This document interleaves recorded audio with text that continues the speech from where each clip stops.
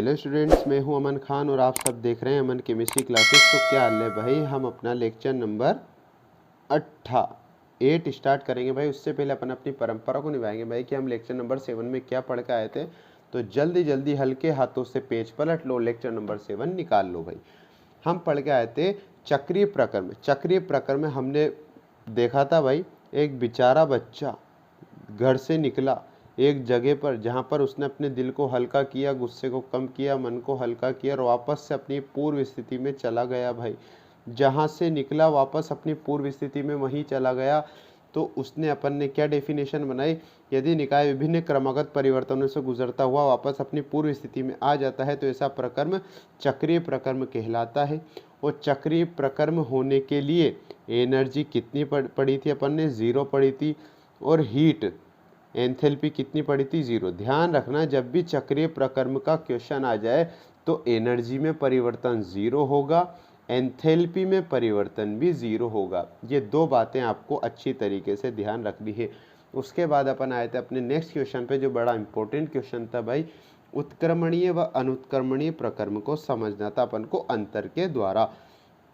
तो उत्क्रमणीय प्रक्रम क्या था भाई, यदि परिवर्तकों में आप जरा सा परिवर्तन कर देते थे तो जो निकाय होता था उसमें परिवर्तन विपरीत दिशा में भी हो सकता था, तो निकाय अपनी पूर्व स्थिति में भी आ सकता था। जैसे मैं आपको समझा दूं एक बार, उत्क्रमणीय जब भी होता है, मान लो वही अपनी एक घिसी पिटी रिएक्शन चलती है भाई। चाहे आप 12th क्लास में चल जाओ, चाहे आप आगे चल जाओ, बीएससी एमएससी कुछ भी चल जाओ, आपको एक घिसी पिटी रिएक्शन अगर उत्क्रमणीय अल्फाज का यूज हो रहा है तो ऐसा होगा। मान लो आपने दो क्रियाकारक लिए ए और बी, इनकी जब रिएक्शन कराई तो आपको मिला सी और डी आपको मिला। उत्क्रमणीय का मतलब होता है जब आपने ए और बी से रिएक्शन करके सी और डी बनाया तो एक तीर तो ये होता है और दूसरा तीर ये होता है। तो ए और बी से आप सी और डी बना सकते हो, लेकिन सी और डी से आप ए और बी दोबारा बना सकते हो। और जहाँ भी आपको अनुत्क्रमणीय दूसरी थी भाई, अनुत्क्रमणीय के अंदर A plus B given by C plus D, आपने ए और बी की रिएक्शन कराई तो आपको सी और डी मिल गया। तीर का निशान 1, मतलब आप सी और डी से दोबारा ए बी नहीं बना सकते। आपने एक बार इसमें काम कर दिया तो बस फिक्स हो गया वो, ठीक है। उससे आप दोबारा विपरीत दिशा में नहीं आ सकते। उत्क्रमणीय में क्या लिखा था अपन ने, यदि परिवर्तकों में जरा सा परिवर्तन कर देने पर निकाय में होने वाले परिवर्तन बिल्कुल विपरीत दिशा में संपन्न होते हो और निकाय अपनी पूर्व स्थिति में वापस आ सकता हो, मतलब विपरीत दिशा में वापस आ सकता हो, तो उत्क्रमणीय प्रक्रम कहलाता था। और ये विपरीत दिशा में दोबारा नहीं आ सकता तो ये अनुत्क्रमणीय प्रक्रम कहलाएगा। इसमें लिखा अपन ने सेकंड स्टार पर, यह प्रक्रम अत्यधिक सूक्ष्म पदों में संपन्न होता है। आप जानते हो पहला पद तो ये हो गया इसका ए बी से सी डी बनना, दूसरा पद ये हो गया इसका सी डी से ए बी बनना, तो सूक्ष्म पदों में संपन्न होता था। लेकिन आप जानते हो अनुत्क्रमणीय प्रक्रम तो एक ही पद में संपन्न होगा, क्योंकि यहाँ से आपने ए और बी से सी और डी बना दिया, बस आपने एक ही पद में रिएक्शन पूरी करवा दी। सी और डी से ए बी आप दोबारा नहीं बना सकते। तो अनुत्क्रमणीय प्रक्रम एक ही पद में संपन्न होते थे। इस प्रक्रम को पूरा होने में अनंत समय लग सकता था, क्योंकि ये अनुत्क्रमणीय बार बार चेंज होते रहेंगे। हमें नहीं पता कि ये चेंज होना कब बंद हो जाए, तो ये बार बार चेंज होते रहेंगे, अनंत समय लग सकता है। इसमें एक निश्चित समय लगता है। अगर आपने जिस समय में आपने इसको एक बार चेंज कर दिया तो उस समय आप इसके लिए फिक्स हो चुका है, इससे ज़्यादा समय इसमें नहीं लगेगा।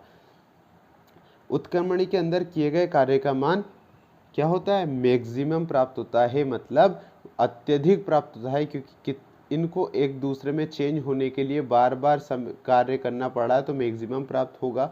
और ये एक बार में ही चेंज हो जाते हैं तो तुलनात्मक रूप से कम कार्य प्राप्त होता है। ये अपना लेक्चर नंबर 7 कंप्लीट हो गया भाई। इसको उड़ा देते हैं यहाँ से, लेक्चर नंबर 7 रिवीजन, ठीक है सर। वाह सर, आपने तो इतने कोने में लेक्चर नंबर 7 बता दिया बेटा, ये तो कला है, बाकी तो सब विज्ञान है, ठीक है सर। तो हेडिंग डाल लो, लेक्चर नंबर 8 स्टार्ट हो रहा है। लेक्चर नंबर 8 में हेडिंग है इम्पोर्टेंट फॉर न्यूमेरिकल्स। थोड़ी बहुत गणित, थोड़ी बहुत मैथमेटिक्स भी देखेंगे भाई अब आने वाले लेक्चरों में, ठीक है सर। यहाँ पर मैं कुछ एक मान लिखवाऊंगा जिनका यूज़ आप आने वाले सवालों में, आने वाले न्यूमेरिकल्स में अपन इसका यूज़ करेंगे।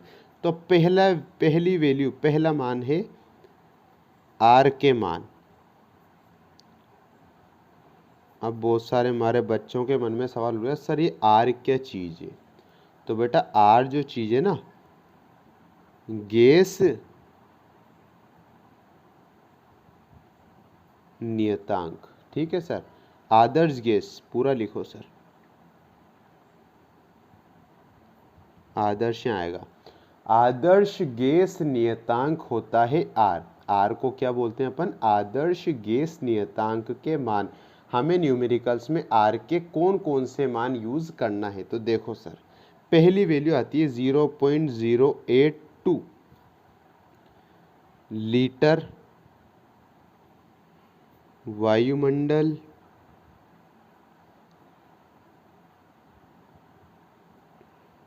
Kelvin inverse mole inverse. ठीक है सर, क्या लिखी मैंने यहाँ पर? आर की पहली वैल्यू। आर की वैल्यू आप कैसे लिखोगे? 0.082 लीटर कोमा वायुमंडल कोमा केल्विन इनवर्स। केल्विन आप जानते हो ना, केल्विन टेम्परेचर से रिलेटेड होता है, कैसे बताते हो? Kelvin inverse comma mole inverse. ठीक है, मोल -1 को इनवर्स बोलते हैं अपन। ठीक, ये आप क्या होता है, अपनी आर की प्रथम वैल्यू रहती है। किसके लिए रहती है ये वाली वैल्यू भाई? बताइए ना। जब भी आपसे आर की वैल्यू लीटर के अंदर पूछी जाए, किसके अंदर? लीटर के अंदर, तो 0.082 बोलोगे। किसके अंदर? लीटर के अंदर 0.082 बोलोगे। सेकंड वैल्यू क्या आती है? पहली वैल्यू, सेकंड वैल्यू आर की आती है 8.314 joule kelvin inverse mole inverse. जो आर की दूसरी वैल्यू रहती है जूल के अंदर। किसके अंदर सर?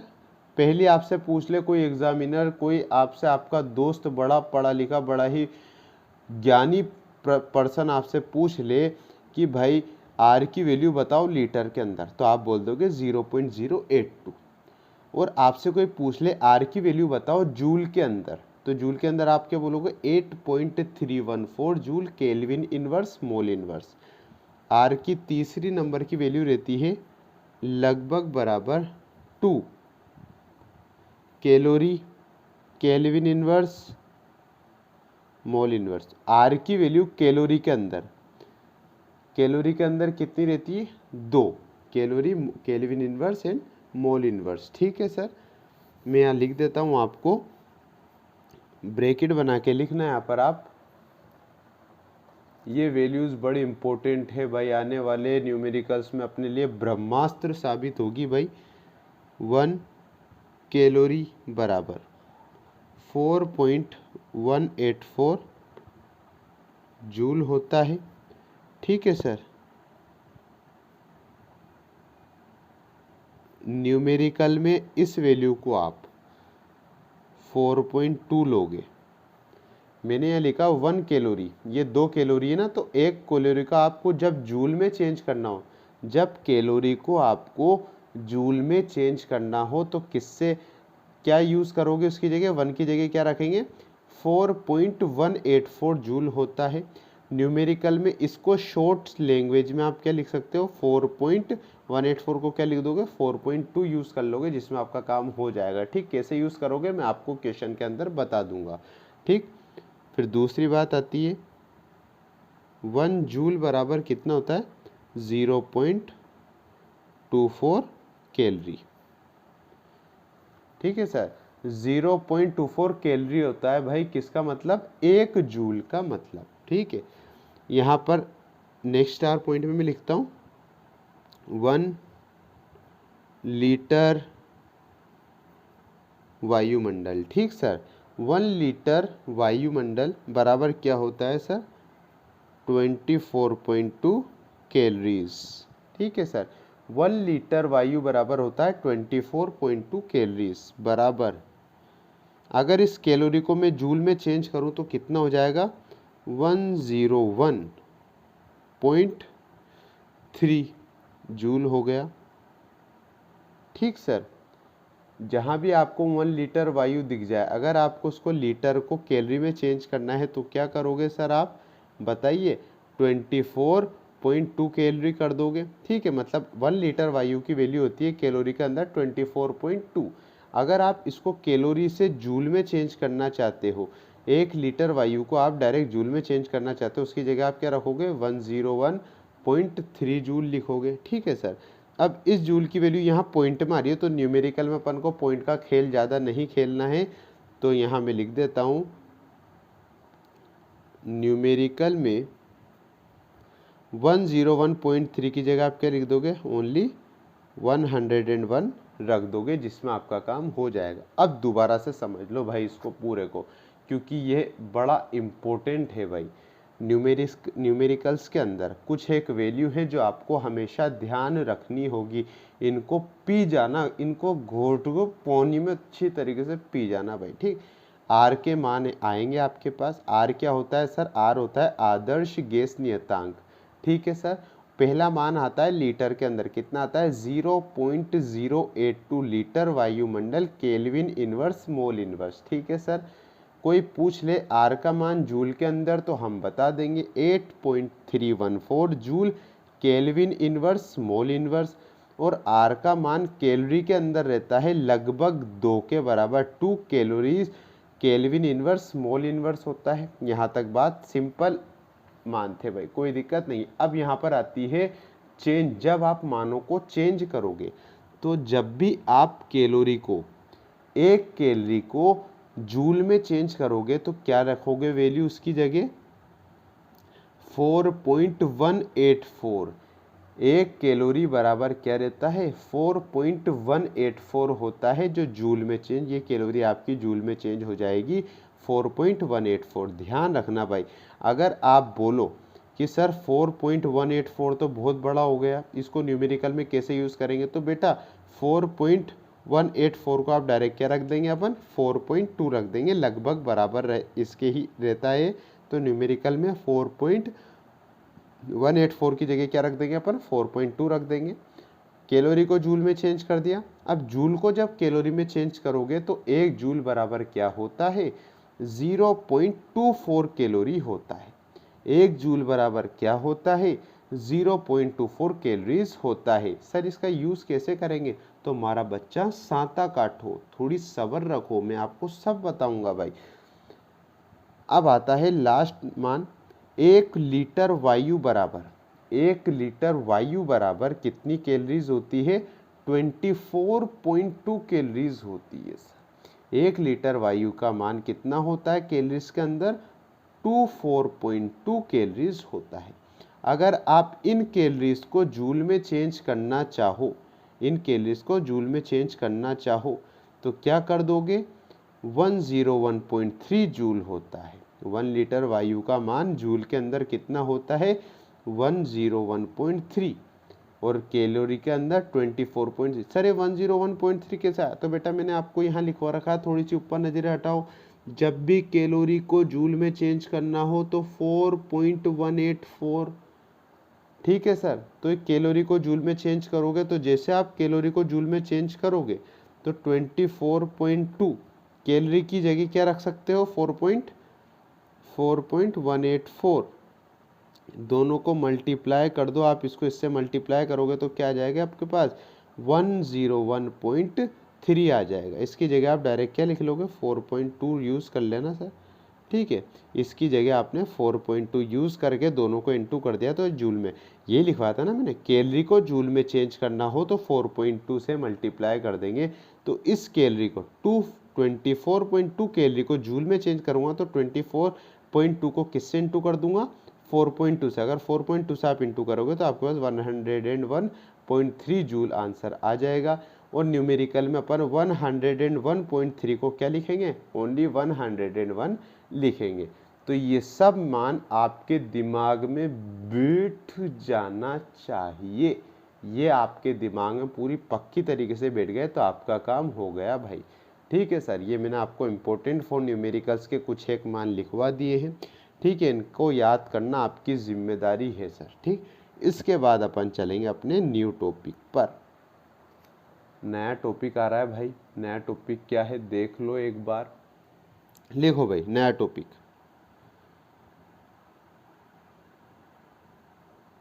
ऊष्मागतिकी का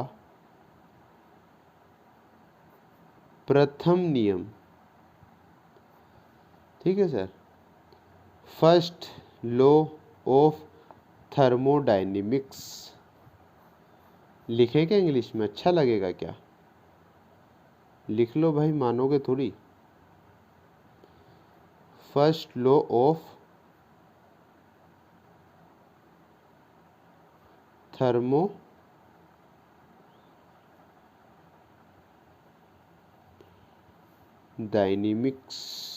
ये आपकी हेडिंग है नई, ठीक सर। ऊष्मागतिकी का प्रथम नियम, फर्स्ट लॉ ऑफ थर्मोडायनेमिक्स अपन पढ़े। सर ये तो आपने पहले भी तो लिखवा दी। तो बेटा पहले तो अपन ने दो दो लाइनें लिखी थी हर नियम में, अब थोड़ा सा अपन इसको डिस्क्राइब, इसको थोड़ा सा विस्तार के अंदर पढ़ेंगे, इसके अंदर क्या क्या न्यूमेरिकल्स आएंगे। अब यहाँ से आपका खेल होता है शुरू भाई, ठीक है ना। बड़े बहुत सारे बच्चे तो वहीं पर ही खुश हो गए सर बस इतने से नियम आते हैं क्या। वो जब पेपर में देखता है ना भाई 4 नंबर में नियम पूछा रहा है, बारे रे कि 4 नंबर में क्या लिखेंगे, तो 4 नंबर में कैसे लिखेंगे अभी आपको पता लग जाएगा। ऊष्मागतिकी का प्रथम नियम है अपना, नीचे लिखिए इसके, गिवन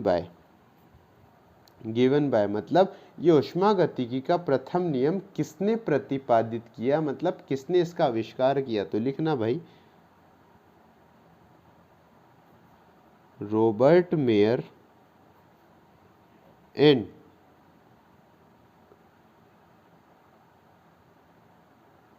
हेल्महोल्ट्ज, ठीक है सर। ऊष्मागतिकी के प्रथम नियम का आविष्कार किसने प्रतिपादित किया। पहले वैज्ञानिक थे रॉबर्ट मेयर, दूसरे वैज्ञानिक थे हेल्महोल्ट्ज, आधा ल है भाई ये, ठीक, हेल्महोल्ट्ज, ठीक है। दो नामक वैज्ञानिकों ने ऊष्मागतिकी के प्रथम नियम का आविष्कार किया। इसके अंदर पहला स्टार पॉइंट लिखेंगे सर, ऊष्मागतिकी के प्रथम नियम के अंदर पहला स्टार पॉइंट लिखिए, यह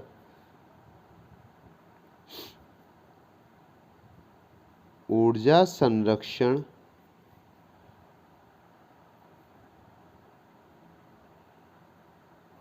के नियम पर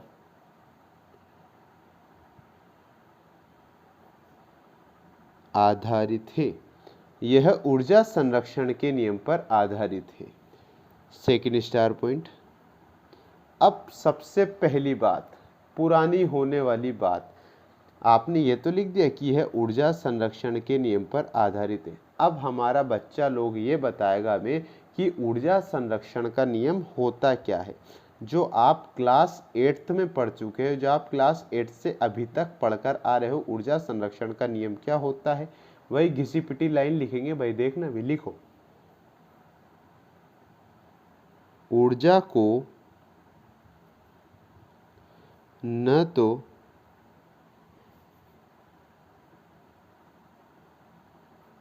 उत्पन्न किया जा सकता है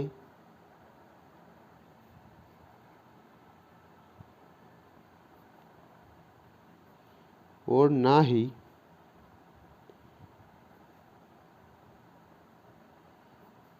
नष्ट किया जा सकता है, ना ही नष्ट किया जा सकता है। इसे केवल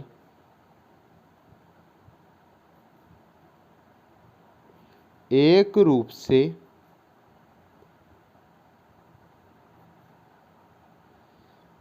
दूसरे रूप में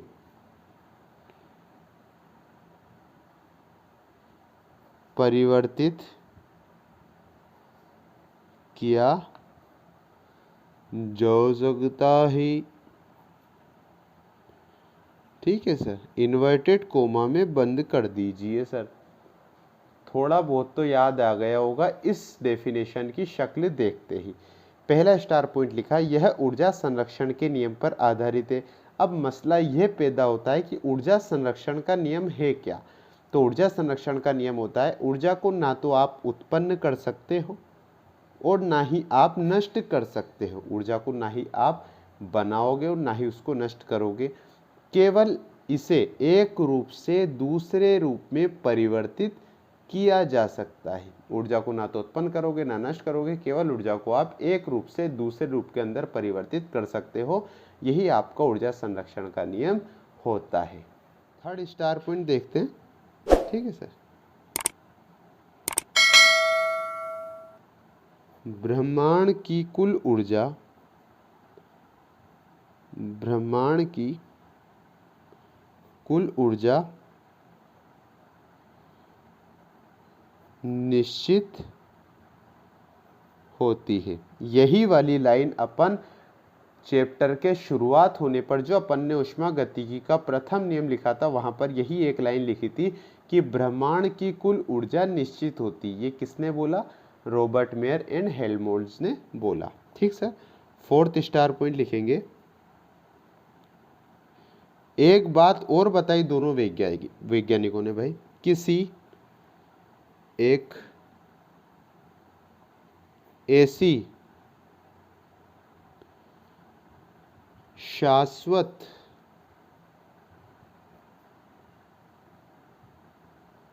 गति मशीन का निर्माण करना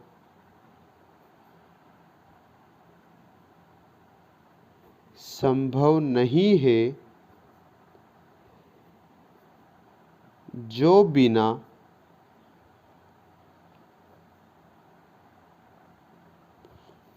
ऊर्जा ग्रहण किए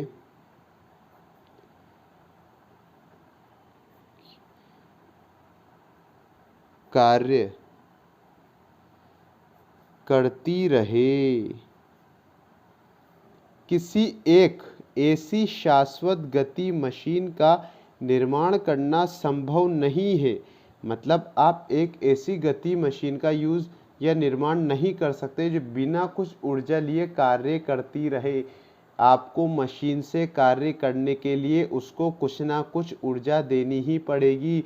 जैसे आप कुछ भी मान लो, एग्जाम्पल के तौर पर आपने क्या लिया, एक वॉशिंग मशीन ली भाई, जब तक आप इसको क्या नहीं दोगे भाई, एनर्जी किसके रूप में, करंट के रूप में नहीं दोगे तो ये वर्क नहीं करेगी।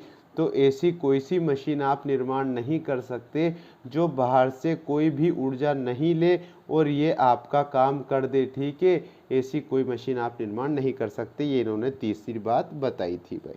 यहाँ तक की कोई दिक्कत नहीं है सर। तो आगे देखते हैं भाई। फिर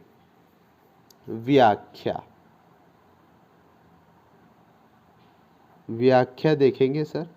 व्याख्या किसकी? ऊष्मागतिकी के प्रथम नियम की अपन व्याख्या पढ़ रहे हैं सर। ठीक है, ध्यान रखना।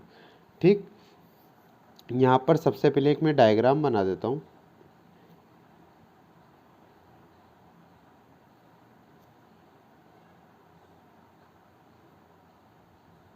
सिस्टम है, इसको आप तंत्र भी बोलते हो, जिस पर आप काम करते हो, जिस पर आप कार्य करते हो, जिसको आप ऊष्मा देते हो या फिर जिससे आप काम करवाते हो, जिससे आप ऊष्मा लेते हो। ये हम पहले ही पढ़ का चुके हैं सिस्टम, क्योंकि जितने भी ऊष्मागतिकी के अध्ययन होते हैं वो सब सिस्टम या तंत्र पर ही होते हैं। तो ये जो डायग्राम है ये केस फर्स्ट का डायग्राम है सर। किसका है ये? केस फर्स्ट का डायग्राम है। केस फर्स्ट में आप क्या कर रहे हो, एक सिस्टम, एक तंत्र लिया, ये दो एरो मैंने बनाए, ये तो W और ये Q। W का मीनिंग आप जानते हो, W मतलब वर्क, मतलब कार्य। Q का मतलब आपने इसको हीट मतलब ऊष्मा।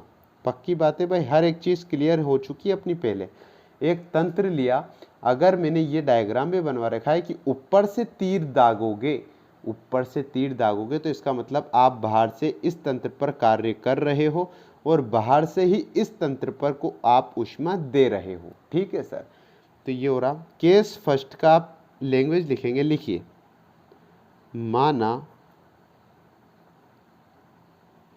किसी तंत्र की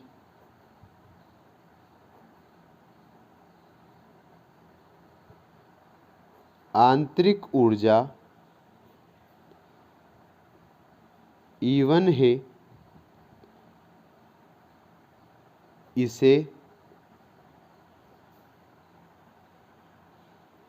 Q ऊष्मा दी गई है तथा इस पर W कार्य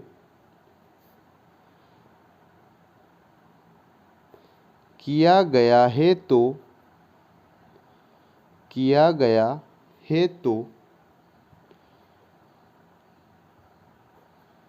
निकाय की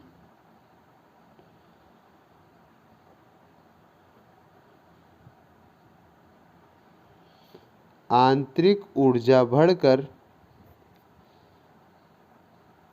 E2 हो जाती है। ध्यान से देखिए भाई लैंग्वेज को, क्या लिखा अपन ने, व्याख्या के अंदर केस फर्स्ट पढ़ रहे हैं। केस फर्स्ट का डायग्राम क्या है आपके पास, एक आपने तंत्र ले लिया भाई, उस तंत्र को आपने बाहर से कार्य किया और उस ही तंत्र को आपने बाहर से ऊष्मा हीट भी दे दी। तो केस फर्स्ट में अपन ने लिखा, और इस जो तंत्र की है पहले की आंतरिक ऊर्जा E1, मतलब E1 ऊर्जा इसमें पहले से ही विद्यमान है, आपको इसकी ऊर्जा बढ़ानी है। ठीक सर, माना किसी तंत्र की आंतरिक ऊर्जा E1 है, पहले से इस तंत्र की कुछ ना कुछ ऊर्जा होगी जिसकी वैल्यू E1 है, इसे Q ऊष्मा दी गई है, मतलब इस तंत्र को आपने बाहर से Q ऊष्मा दी गई है तथा इस पर W कार्य किया गया है, आपने बाहर से W कार्य किया है, तो निकाय की आपने इसको ऊष्मा भी दी, आपने इसको इस पर कार्य भी किया, तो जाहिर सी बात है इसकी जो ऊर्जा E1 थी वो इससे कुछ ना कुछ इंक्रीज होगी, वो इस वैल्यू से कुछ ना कुछ बढ़ेगी, तो निकाय की आंतरिक ऊर्जा बढ़कर E2 हो जाती है। पक्की बात है सर। तो E2 हुई, ये आंतरिक ऊर्जा E2, यही आप नई वाली ऊर्जा ही लिखोगे ना, बड़ी कितनी ऊर्जा बढ़ी वही अपन लिखेंगे। तो E2 ऊर्जा कब हुई, जब इसकी आंतरिक ऊर्जा E1 थी, उसको आपने W कार्य भी कर दिया, प्लस उसको आपने Q हीट मतलब Q ऊष्मा भी दे दी। समझो भाई फॉर्मूले को, ये तो आपको कुछ देखा देखा लग रहा होगा, W प्लस Q, क्योंकि ये जब आता है W भी प्लस होगा, Q भी प्लस होगा, मतलब ऊष्मा भी प्लस होगी और वर्क भी प्लस। कब होते हैं दोनों प्लस, बताओ भाई, जब आप किसी तंत्र के ऊपर कार्य करते हो। मैंने आपको अपने अमन केमिस्ट्री के ब्रह्मास्त्र के अंदर लिखवा रखा है, जब भी सिस्टम के ऊपर से तीर दागे जाएं तो इसका मतलब दोनों की वैल्यूज प्लस रहेगी। तो आपको इसकी, अब यहाँ पर आ जाओ अपने फॉर्मूले पे, कि निकाय की आंतरिक ऊर्जा E2 हो जाती है, नई वाली ऊर्जा E2 हो गई। तो E2 कब हुई, जब एनर्जी आंतरिक ऊर्जा पहली प्रारंभिक ऊर्जा में आपने उसको W कार्य करवा दिया और आपने उस पर Q ऊष्मा दे दी, तो नई वाली ऊर्जा आ जाती है। फॉर्मूला होता है, कोई दिक्कत नहीं है। अगर आपको इन दोनों ऊर्जाओं का चेंज करना है, दोनों, ये देखो, ये एनर्जी और ये भी एनर्जी, ठीक है, दोनों एक दूसरे के भाई बंद दिख रहे हैं क्या, तो इस वाले E1 को बुला लो इधर, तो कैसे दिखेगा ये E2, ये E1 प्लस में ही इधर आके क्या हो जाएगा माइनस E2, ये E1 को बुला लेगा इधर कि भाई तू भी मेरी प्रजाति का है, तो आ जाओ इधर हल्के पैरों से। आ गया भाई, बचा क्या उधर, W प्लस Q बचा, कोई दिक्कत। पहला फॉर्मूला ये बनता है, ये फाइनल फॉर्मूला ही कहलाता है वैसे आपका। इसको और शॉर्ट फॉर्म में लिखना चाहो बच्चा लोग आप तो लिख सकते हो बड़ी आसानी से।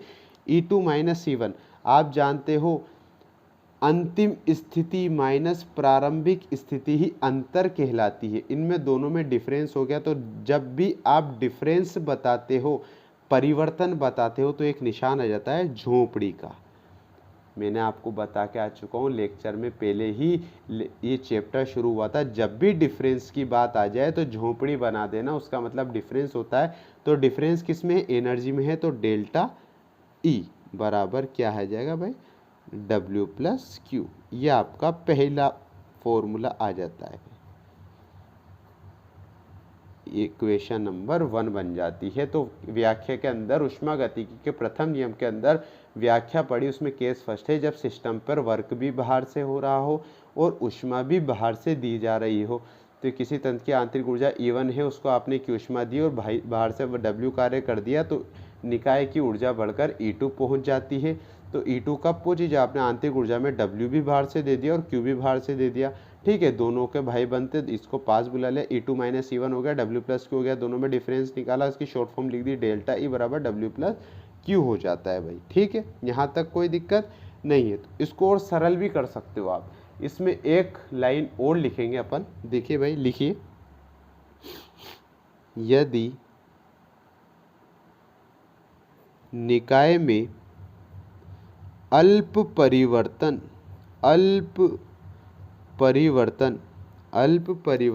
हो तो समीकरण 1 को निम्न प्रकार से लिखा जाता है। अब देखो भाई, यदि निकाय में अल्प परिवर्तन, अल्प मतलब होता है जरा सा, नगण्य, ना के बराबर परिवर्तन होता है। यदि निकाय में अल्प परिवर्तन हो तो समीकरण 1 को निम्न प्रकार से लिखते हो। कुछ भी नहीं करना, सारे स्पीशी के अंदर, मतलब जो भी आपको ये अंक दिख रहे हैं, जो भी आपको स्पीशी, एक एनर्जी दिख रही है, एक W दिख रहा है वर्क, एक Q ऊष्मा दिख रही है, सबके आगे जहां भी अल्प दिखे वहां पर स्मॉल d लगा दिया जाता है, बात खत्म। जहां भी आपसे अल्प परिवर्तन पूछ लिया जाए कि आंतरिक ऊर्जा में परिवर्तन वर्क और Q की होता है, ये तो अपन जानते हैं, लेकिन इसमें अल्प परिवर्तन कितना होगा? तो सिंपल सी बात, ये E है बराबर W है प्लस Q है, यही आपकी है भाई पूरी इक्वेशन, यही है। तो इसको अल्प परिवर्तन में क्या लिखेंगे? D D D, यह आपकी बन गई भाई अल्प परिवर्तन की इक्वेशन। इक्वेशन नंबर 2 हमने इसको नाम दे दिया। जब भी अल्प परिवर्तन पूछा जाता है तो अल्प परिवर्तन का मतलब होता है ना के बराबर छोटा सा परिवर्तन बताओ। तो छोटा सा परिवर्तन बताते हैं अपन, ये जो होता है ना, ये डिफरेंशिएशन में आता है, मैथ्स के अंदर आप पढ़ोगे, अल्प परिवर्तन होता है तो स्मॉल d का यूज होता है, DE बराबर DW प्लस DQ होता है। इक्वेशन नंबर 2 आपकी हो जाती है। तो व्याख्या के केस तो 2 हैं भाई, टोटल केस 2 हैं व्याख्या के अंदर। हमने पहला केस कंप्लीट कर लिया, इसका विपरीत जस्ट है दूसरा केस, तो वो पढ़ेंगे अपन अपने नेक्स्ट लेक्चर में। तो आई होप कि आपको वीडियो अच्छी लगी हो। अगर आपको वीडियो अच्छी लगी हो तो लाइक करें, शेयर करें, कुछ प्रॉब्लम आती हो तो कमेंट कर दिया करो, और हमारे चैनल को सब्सक्राइब कर देना, बेल आइकन को प्रेस कर देना, जिससे हमारा आने वाली वीडियो की नोटिफिकेशन आप तक आसानी से आ सके।